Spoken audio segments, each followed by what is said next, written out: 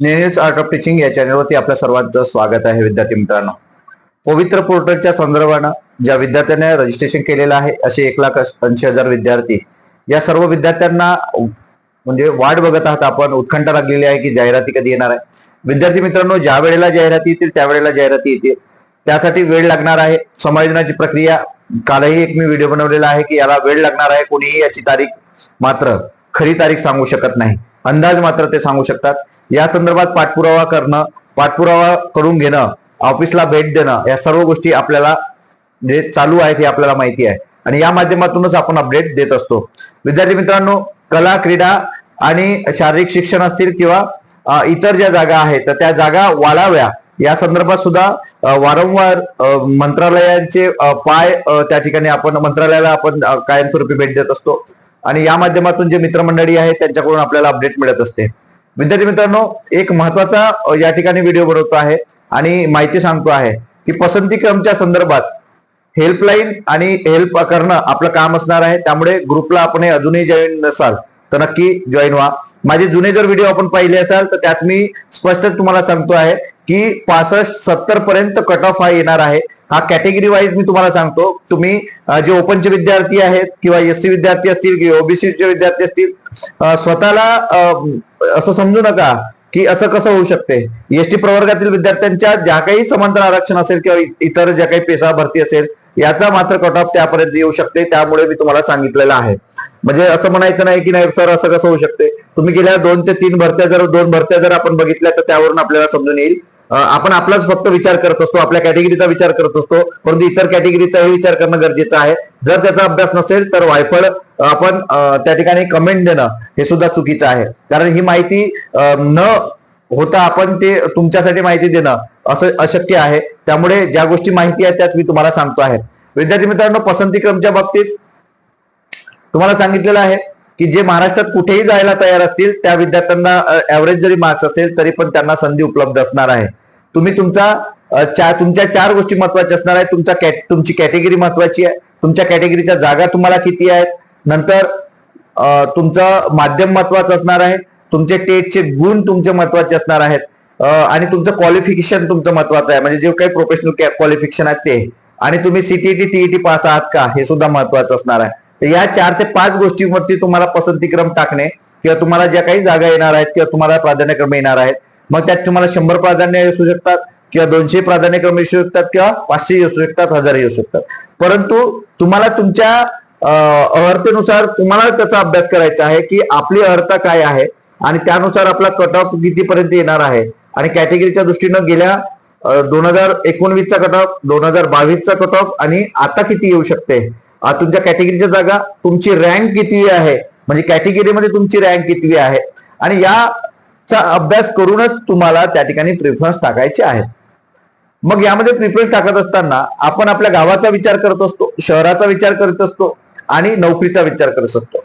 काही असे विद्यार्थी आहेत की टेटचे मार्क्स बघून स्वतःच्या जिल्ह्याचा विचार करतात, टेटचे मार्क्स बघून गावाजवळची शाळा मिळेल याचा विचार करतात. परंतु ज्यांना ऍव्हरेजली मार्क्स आहेत त्यांनी याचा विचार करायचा नाही. तुम्हाला नोकरी करायची आहे. महाराष्ट्रात कुठेही मी 58 वर्षापर्यंत राहायला तयार आहे, पण मला नोकरी पाहिजे. मी 32 अबो झालाय किंवा 33 झालाय, 35 क्रॉस झालेला आहे, मला आता नोकरी पाहिजे म्हणजे पाहिजे, असा जर विद्यार्थी असेल तर तो कोणतंही गाव किंवा कोणतंही खेड असेल तरी पण जायला तयार व्हा. मग तो सिंधुदुर्ग मधला ओरोस बुद्रुक असेल किंवा मग एखादा गडचिरोली मधला एटापल्ली भामरागड तालुका असेल किंवा पालघर मधला एखादा तालुका असेल किंवा नंदुरबार मधला एखादा तालुका असेल, पण आपल्याला जावंच लागेल. कारण ही सरकारी नोकरी आहे. एकही रुपया वशिला न देता आपण नोकरी लागणार आहोत. मग यात पसंतीक्रम देत असताना हा विचार करायचा की हा जो कट ऑफ सांगतोय मी तुम्हाला, तर हा जो कट ऑफ आहे तर यानुसार आपल्याला करावं लागणार आहे काम. कशा संदर्भात, तर खाजगी म्हणजे पेपर काय म्हणतात त्याला, आपला टप्पा दुसरा आणि पहिला टप्पा. तर पहिल्या टप्प्यामध्ये जर तुम्हाला या शाळा मिळत असेल स्थानिक स्वराज्य संस्थांच्या, त्यानुसार तुमचा स्कोर असेल तर तुम्हाला त्यानुसार निवडायचे आहेत, म्हणजे त्यानुसार तुमचे प्राधान्यक्रम टाकायचे आहेत. त्यासाठी सुद्धा तुम्हाला हेल्प करणार आहोत.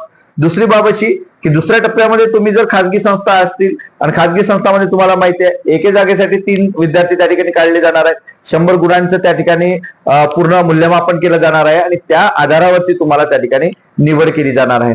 तर त्यामुळे 100 गुणांचा सुद्धा दुसऱ्या टप्प्यासंदर्भात सुद्धा आपला कट ऑफ कमी येईल. त्यात तुम्हाला कमी जागेमध्ये सुद्धा आपल्याला त्या ठिकाणी निवड होऊ शकते आणि त्यात प्रवर्गाचा सुद्धा तुम्हाला फायदा होऊ शकते, कमी मार्काचा सुद्धा तुम्हाला फायदा होऊ शकते हे लक्षात घ्यायचं आहे. नंतर ज्या अनुदानित शाळा आहेत 100% अनुदानित नाहीत, परंतु 80, 60, 40% अनुदान असणाऱ्या शाळांवरती आपल्याला काय करावं लागेल याच्या संदर्भात सुद्धा आपण माहिती देणार आहोत आणि यामुळे आपल्या विद्यार्थ्यांना मदत सुद्धा करणार आहोत. मग ते विद्यार्थी कुठलेही असतील, महाराष्ट्रातली, मराठवाड्यातील असेल, कोकणातील असतील किंवा विदर्भातील असेल किंवा मग आपल्या खानदेशातील विद्यार्थी असेल, तर अशा पद्धतीने या सर्वांना आपल्याला माहिती द्यायची आहे आणि त्यांना मदत सुद्धा करायची आहे.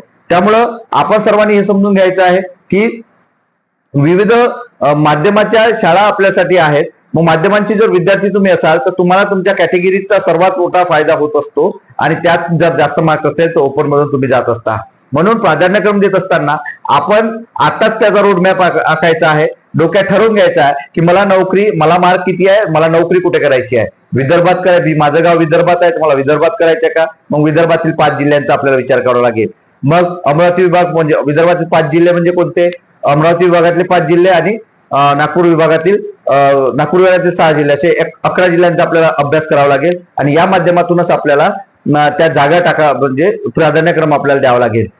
मग यामुळे काय होतं, यामुळे प्रत्येक विद्यार्थ्याला आपल्या मतानुसार जागा मिळण्यासाठी आपण प्रयत्न करत असतो. पण हे कोण करतात, ज्यांना जास्त मार्क्स आहेत त्यांना. मग ज्यांना कमी मार्क्स आहेत त्यांनी मात्र हा विचार डोक्यात घ्यायचा नाही आणि त्यानुसार प्राधान्यक्रम द्यायचा की गडचिरोलीला 1 नंबर टाकत असाल तर तुम्ही पालघरला 2 नंबर टाकू शकता, तुमच्या जागेनुसार, तुमच्या प्राधान्यक्रमानुसार, म्हणजे तुमच्या क्वालिफिकेशननुसार, तुमच्या माध्यमानुसार, कारण आपल्याला नोकरी पाहिजे आहे.